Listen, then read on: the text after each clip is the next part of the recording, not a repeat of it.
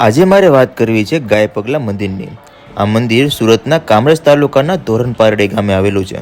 આ મંદિરનો અનોખો પૌરાણિક ઇતિહાસ ધરાવે છે, જેમાં શ્રી કૃષ્ણ અને બલરામજી દ્વારા સ્થાપિત શિવલિંગ દ્વારા મંદિર એટલે આજનું શંખેશ્વર મહાદેવ મંદિર। દોસ્તો, કહેવાય છે કે આજથી 5000 વર્ષ પહેલાંનો ઇતિહાસ ગાય પગલા સાથે જોડાયેલો છે। શ્રી કૃષ્ણ ભગવાન જે બલરામજી વિશેની ગાથા મુજબ કાળી નાગને નાથવા શ્રી કૃષ્ણ ભગવાને તેની સાથે યુદ્ધ કર્યું હતું। યુદ્ધ બાદ થાકેલા કૃષ્ણ ભગવાને આરામ કરતા હતા, ત્યારે તેની પાસે રહેલો પંચજન્ય શંખ સાચવવા માટે બલરામજીને આપ્યો હતો।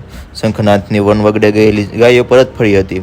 પહેલા અવાજ બરાબર નીકળ્યો, પરંતુ બીજા શંખનાદનો અવાજ બદલાતા વ્યથિત થયેલી 10,000 જેટલી ગાયો યમુના નદીના પાણીમાં પ્રવાહમાં તણાઈ ગઈ હતી। બલરામજી પાસે રહેલા હળ તેમજ પંચજન્ય શંખ સ્થાપિત થયા કાળા પડી ગયા। યમુના નદીના વહી ગયેલી ગૌ હત્યાનો દોષ નિવારણ માટે મુક્તિ માટે ગર્ગ ઋષિ પાસે ગયા।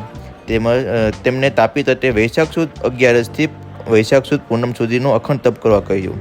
ગર્ગ ઋષિના આદેશ મુજબ શ્રી કૃષ્ણ ભગવાને અને બલરામજીએ કરેલા 5 દિવસના તપ રૂપે ગાયો સજીવન થઈ અને પંચજન્ય શંખ અને હળ શ્રાપમાંથી દોષમુક્ત થયા।